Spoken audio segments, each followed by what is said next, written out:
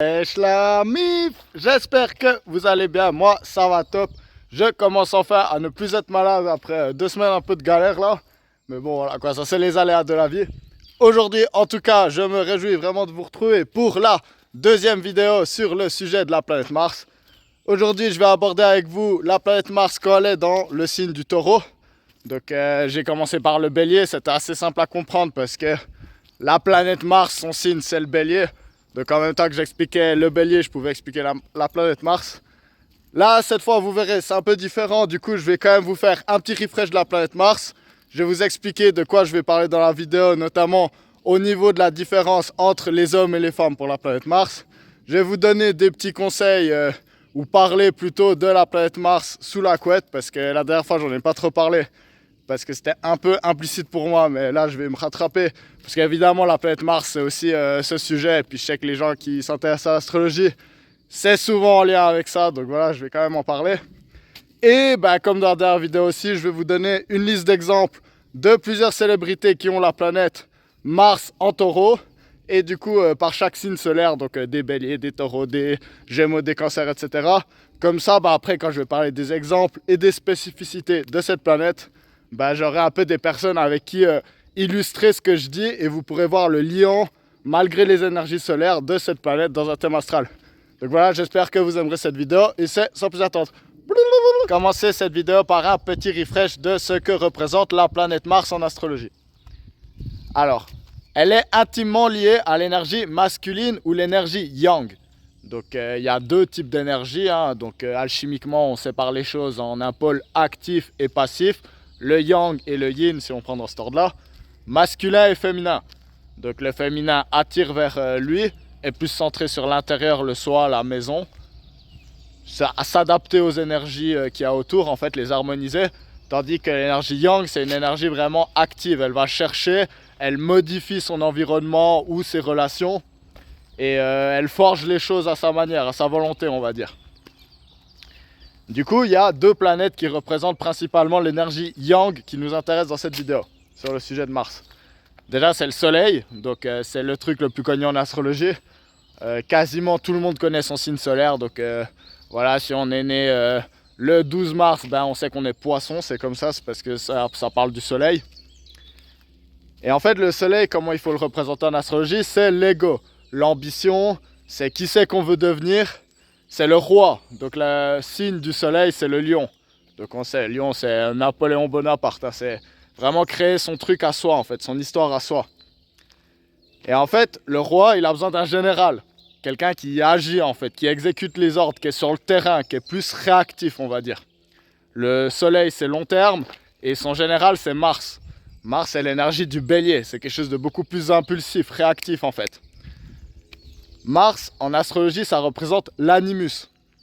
Donc ça, c'est un concept de Carl Jung qui parle en fait de la masculinité bestiale, non dressée. Donc le soleil, c'est vraiment quelque chose qu'on atteint un peu plus tard dans sa vie, on va dire. Même si évidemment, depuis tout jeune, on a les énergies solaires qui sont très importantes.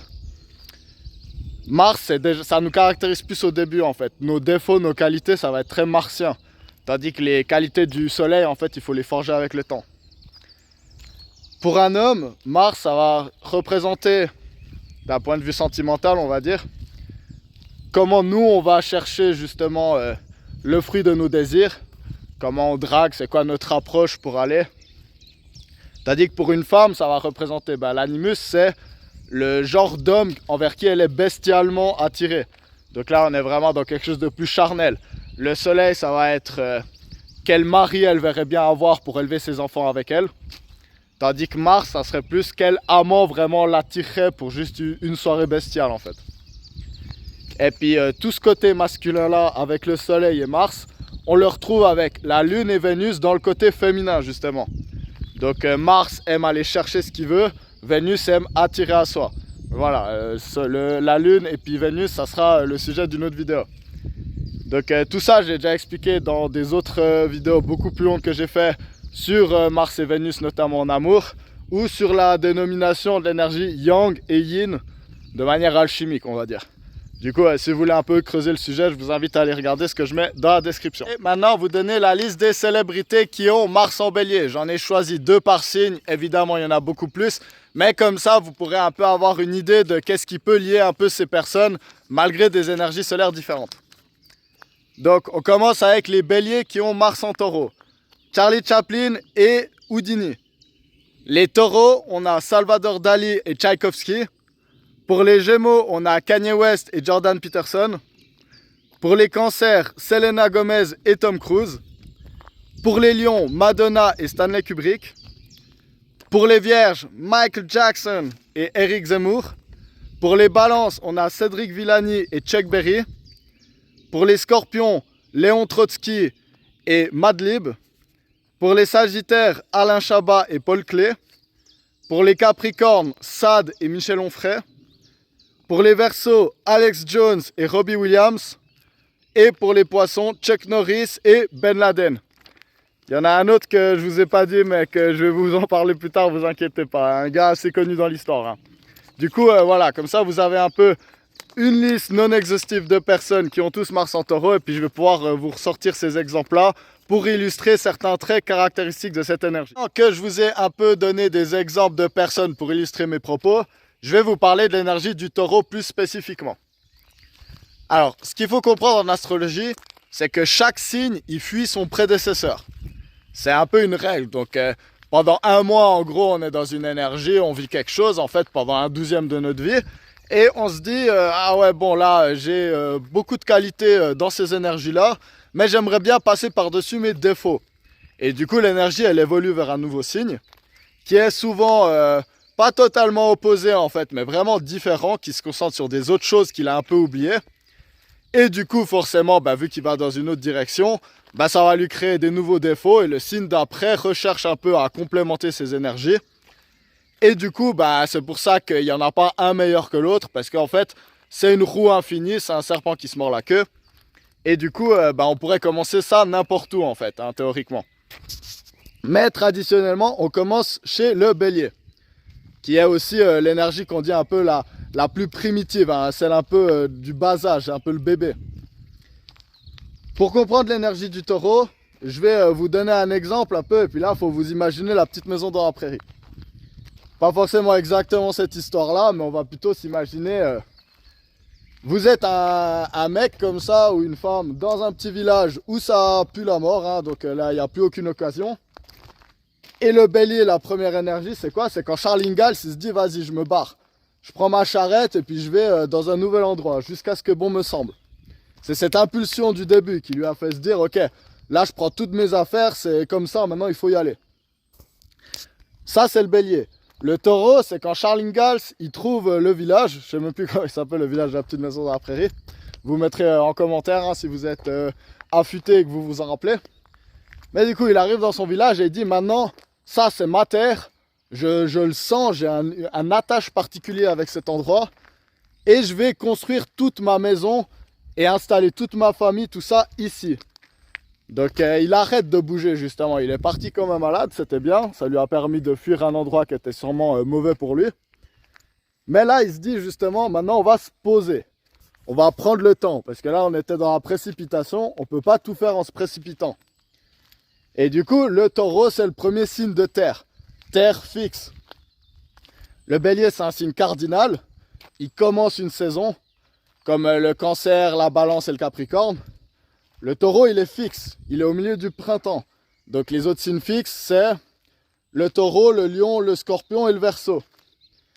Donc déjà, ça, c'est une caractéristique vraiment différente entre l'énergie du bélier, feu cardinal, et le taureau qui est terre fixe. Le signe du taureau est gouverné par la planète Vénus. Et le deuxième astre qui régit ce signe, c'est la lune.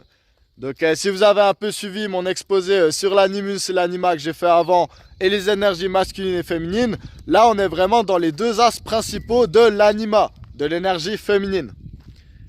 Et là on parle d'une planète Mars qui est le vecteur de l'animus justement. Donc si avant dans la dernière vidéo je vous ai parlé des personnes qui ont un Mars en bélier qui va être très fort dans leur thème astral et qui va faire ressortir ce côté masculin notamment même si on est une femme, et bien là, c'est l'inverse justement. Mars en taureau est assez amoindri. Donc tout comme dans quelques vidéos quand je vais vous parler de Mars en cancer, qui est régi par la Lune. Donc ça ne veut pas dire en fait que c'est un défaut. Ça ne veut pas dire que Mars ne peut pas s'exprimer pleinement de manière masculine dans ce signe. Mais ça veut dire que quand il y aura des aspects avec Mars, il faut pondérer l'énergie de Mars. Donc notamment si l'autre planète avec laquelle il y a un aspect est plus à l'aise dans son énergie féminine par exemple. Ça va amoindrir ce côté martien, autant dans les qualités que dans les défauts d'ailleurs. J'ai fait une petite liste de qualités et de défauts que j'ai trouvées à cette énergie de manière générale en fait. Dans les qualités, il y a l'endurance du taureau, la fiabilité, donc il tient parole. C'est quelqu'un qui défend les vertus morales, surtout traditionnelles on va dire. Quelqu'un de très doué pour faire de l'argent, donc son travail, Mars c'est aussi une planète très pour le travail quotidien, donc très fort pour faire de l'argent, Vénus c'est la planète de l'argent. Et il y a quelque chose avec la beauté artistique, c'est des gens qui peuvent vraiment faire des choses très belles. Et il y a le côté bricoleur, donc très terrien, ça je vais en revenir plus loin, il y a une section rien que pour cette qualité-là justement. Parmi les défauts, peu réactif. Forcément, on fuit le bélier qui est le signe le plus réactif. Ben, le taureau, des fois, il est un peu lent à la détente. Passif, donc c'est pas une planète agressive, c'est pas une planète martienne. Donc le taureau, ça veut pas dire qu'il va jamais péter, hein, mais en général, il va beaucoup encaisser avant de péter les plombs, on va dire. Peu entreprenant, donc là, je parle sentimentalement, on va dire. Donc notamment pour les hommes qui ont Mars en taureau, de nouveau à pondérer avec les énergies. Mais c'est vrai, ça va être un peu compliqué de faire le premier pas. Des fois, on va vraiment prendre le temps. Donc, contrairement au bélier qui, lui, des fois, il ne le prend pas assez, hein, ça c'est clair. C'est toujours en opposition, hein, ça c'est toujours. Borné, dans le sens, il ne va pas changer ses idées ou sa manière de faire. Une fois qu'il a trouvé une manière de faire, il va continuer comme ça. Et donc, peu enclin au progrès. Rancunier, donc Mars, c'est la planète de la colère aussi.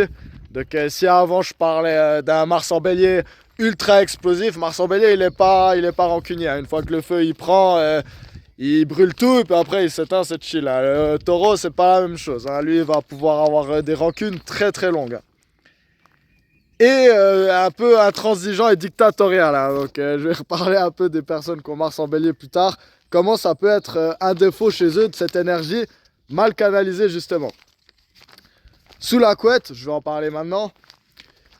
Mars en taureau, bah forcément, c'est une énergie qui doit prendre du temps. Hein. Donc là, au démarrage. Mais une fois qu'elle est démarrée, la machine, vous inquiétez pas, c'est sûrement un des signes les plus endurants du zodiaque. Sûrement avec le Mars en scorpion. Hein. Donc ça va être quelque chose de très corporel. Donc conseil pour Mars en taureau, ça va être d'activer tous les sens. Donc ça va être... avoir un environnement qui sent bon, un canapé ou un lit super confortable avec des duvets vraiment qui permettent de faire que quand on se roule, ben, on va sentir plein de choses différentes. Il faut évidemment, pour pouvoir y aller à un bon moment, il faut avoir le ventre plein. Donc ça, c'est le taureau, il ne change pas là-dessus. Hein. Donc éveiller le goût déjà, très important, les arômes. L'odeur des aliments, toutes ces choses. Donc ça va être un peu préliminaire, mais c'est très important pour mettre cette machine en Mars. En Mars, vous avez vu le petit lapsus là. Aïe. Et du coup, bah voilà, une fois que le corps a été activé, n'hésitez pas à faire des massages, des trucs comme ça, justement un peu tantrique, on va dire, parce que le taureau et Mars en taureau aura besoin vraiment de sentir tout son corps activé. Et après, bah, comme je l'ai dit, ça peut y aller. Et aussi ce que je dirais, c'est que notamment si vous avez un crush sur un Mars en taureau, c'est si vous êtes une femme qui a un crush sur un Mars en taureau, je vous conseille de peut-être faire un peu le premier pas. Donc de lui faire comprendre en fait que vous avez envie qu'il se passe quelque chose. Parce que Mars en taureau, justement, il va vraiment prendre son temps avant de faire passer les choses de manière intime, on va dire. Il va bien vous montrer dès le début que c'est quelqu'un de fiable. Mais il va prendre du temps justement pour faire le premier pas, on va dire. Surtout intimement. J'ai voulu appeler cette vidéo le bâtisseur endurant. Parce que moi, ce que j'ai pu observer, c'est beaucoup de personnes avec Mars en taureau sont dans la construction. Donc, notamment des hommes, mais aussi des femmes dans des métiers justement un peu manuels. De vraiment où on matérialise quelque chose en fait. On transforme des différentes matières pour en faire quelque chose de plus complexe en fait, de plus assemblé. Mars en taureau, ça va être des gars et des meufs super fiables justement. Donc ils vont se pointer au travail tous les matins, ils vont rester toute la journée, ils vont faire le travail à leur rythme, mais ils vont le faire peu à peu, ils vont le faire. Ils vont pas hésiter à faire des heures sup s'il faut, ou en tout cas on va dire qu'ils sont capables de le faire sans problème. Et justement c'est cette endurance qui ressort. Donc c'est pas forcément le signe où il va y avoir le plus de célébrités, même si évidemment il y en avait des grandes, mais on l'a vu, c'est souvent un peu pour un côté génie artistique. Mais en fait, il n'y a pas besoin d'être une star de l'art pour pouvoir exprimer cette énergie dans la vie courante. Hein. Donc forcément, les exemples, je vous donne des stars. Mais il y a vraiment une valeur justement dans ce travail quotidien qui est fait. Donc beaucoup par les signes de terre d'ailleurs, hein, c'est quelque chose qui les rejoint les trois. Mais c'est voilà, c'est un shout-out que je voulais donner spécifique justement à cette énergie du taureau. C'est que c'est quelque chose de très fiable. Donc aussi pareil avec l'argent, le taureau, Vénus c'est la planète de l'argent, le taureau il déteste être en manque, du coup il fait quoi? Il travaille pour accumuler de l'argent, il va le gérer de manière intelligente, même s'il aime bien le dépenser c'est clair, hein. Mais du coup ça va vraiment donner cette fiabilité. Mars en taureau adore prendre soin de ses proches, donc derrière ses proches il a ses proches, sa famille et ses amis d'enfance.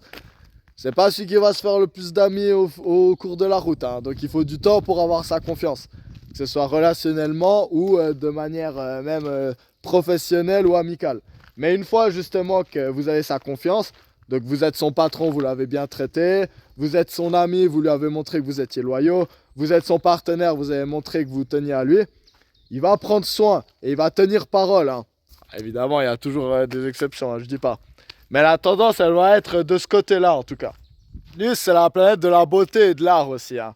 Donc forcément, il y a des sacrés artistes dans la liste que je vous ai donnée. Donc le point commun un peu entre ces artistes, alors on voit, il va y avoir des différences de caractère, forcément liées à l'énergie solaire et à tout le reste. Mais ce qu'on peut voir, bah, déjà, c'est un sens de l'esthétisme, du goût, de ce qui est harmonieux justement au niveau des proportions, au niveau du... Que ce soit au niveau de la musique avec Tchaïkovski, Kanye West, qui peut vraiment imaginer des grands ensembles de plein d'instruments ou de différents types de musique en même temps. Ou que ce soit le cinéma avec Charlie Chaplin ou Stanley Kubrick justement, qui peut vraiment filmer une scène vraiment longtemps, beaucoup de fois pour avoir la parfaite. Donc on prend le temps, c'est pas grave, on recommence, on refait, mais on veut vraiment le truc esthétique. Ils ont la vision, donc... l'énergie du taureau, attention si vous n'êtes pas coordonné, hein, donc il va cringer le taureau, ça c'est clair, hein. Il faut que les choses elles soient belles et harmonieuses et puis il va vraiment mettre de l'importance à ça. Donc parmi les acteurs pareil, donc Charlie Chaplin, bah, lui il faisait tout, en plus la musique et tout, donc lui gros shout out à Charlie Chaplin. C'est un des plus grands génies de l'histoire artistique. Mais aussi Tom Cruise, hein, c'est un style totalement différent. Tom Cruise, vous voudrez, vous l'aimez ou vous l'aimez pas, mais putain, il a des couilles ce gars. Parce que ces cascades où il est en moto, il saute en parachute, ça il le fait vraiment. Et puis, il fait pas une fois juste pour dire après dans sa biographie, ouais j'ai fait ça une fois. Non, il refait la scène, il va sauter 7 fois en moto le long d'un ravin avec un saut en parachute pour avoir exactement l'angle qu'il faut.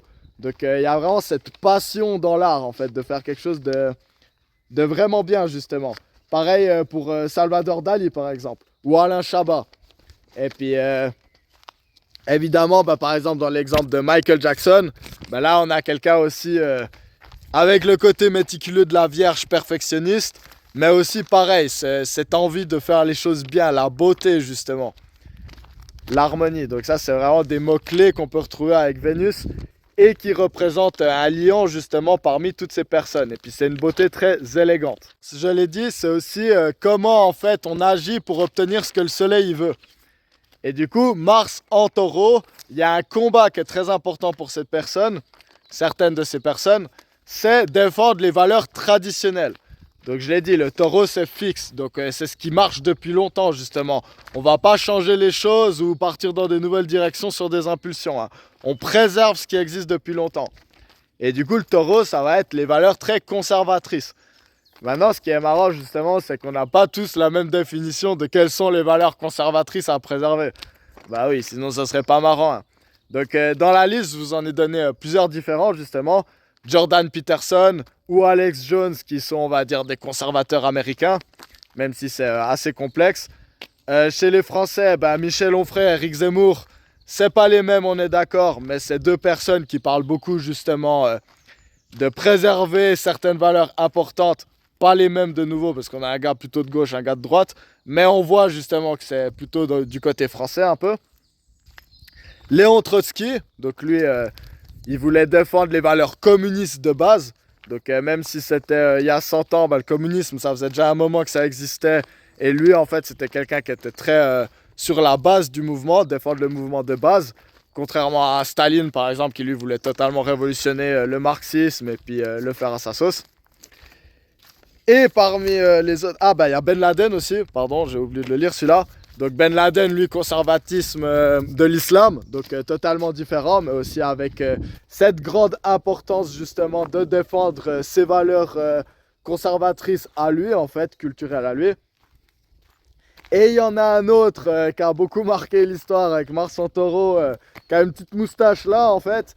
Et lui, j'en parle pas trop dans cette vidéo parce que je vais sûrement lui faire une analyse de thème astral générale, en fait, seulement dédiée à lui, pour qu'on essaye de comprendre un peu si le fait qu'il voulait autant peindre pour faire carrière, ça l'a pas frustré qu'il soit pas pris et que du coup il a pas un peu switché de l'autre sens justement de défendre des valeurs ultra conservatrices, on va dire, et aller un peu trop loin là-dedans. Parce que là on en revient, Mars en taureau, c'est pas le gars le plus impulsif qui va se lancer directement à la conquête des choses. C'est souvent des gens qui réussissent un peu plus tard dans la vie, même si pas toujours. Mais par contre, une fois qu'ils ont les choses, ils mènent leur plan à bout, hein. Donc même si y a tout le monde qui commence, donc toute la planète qui commence à brûler pendant que leur plan il est en action, eux ils ont le plan, ils continuent de l'exécuter, hein. Donc ça c'est quelque chose de vraiment très caractéristique de Mars en taureau, hein. Voilà, c'est tout pour cette vidéo sur Mars en taureau. Alors j'espère que j'aurais dit tout ce que je voulais vous dire dans cette vidéo. À chaque fois que je la revois, au bout d'un moment, je me dis ah non, j'aurais dû dire ça et ça. Mais c'est pas grave, l'important c'est de se lancer, de faire les vidéos et puis de compléter les informations au fur et à mesure qu'on fait des séries sur les signes. J'espère en tout cas que cette série sur Mars, elle vous plaît, que vous apprenez des choses et puis que j'ai le bon format. Donc je me demandais s'il fallait que je répète toujours qu'est-ce que c'est Mars et tout. Mais je pense que c'est une bonne chose justement en me disant peut-être c'est la première fois que vous regardez une vidéo de moi. Puis, du coup je vais pas m'attendre à ce que vous ayez vu mes centaines de vidéos que j'ai fait. Donc forcément c'est bien de revenir un peu là-dessus. Donc merci d'avoir la patience de regarder jusqu'à la fin. Même si c'est évidemment pas tout le monde, parce que même moi je regarde pas les vidéos jusqu'à la fin, donc je vais pas vous en vouloir si vous le faites pas. Mais si vous le faites et que vous regardez ça en ce moment, je vous remercie de faire preuve d'une patience comme les taureaux pour regarder les choses jusqu'à la fin, même quand le dernier segment, à chaque fois je pars un peu en live, je sais même pas trop quand je vais finir la vidéo. Le premier segment et le dernier segment d'une vidéo, c'est toujours les plus durs à faire pour moi. Après, une fois que je suis lancé dans le sujet, c'est bon, je peux parler, y a pas de souci. Mais du coup, comme d'habitude, je sais pas trop comment clôturer cette vidéo. J'espère qu'elle vous aura plu pour la deuxième fois. Et je vous retrouve tout bientôt pour la vidéo sur Mars en Gémeaux. J'imagine que j'aurai des choses à dire sur ce placement. Je sais pas trop pourquoi, mais voilà. On verra si j'aurai des choses à dire ou pas, mais j'imagine que oui. Je vous retrouve tout bientôt en tout cas. Et je vous fais un gros shout-out. Allez, ciao, ciao, ciao.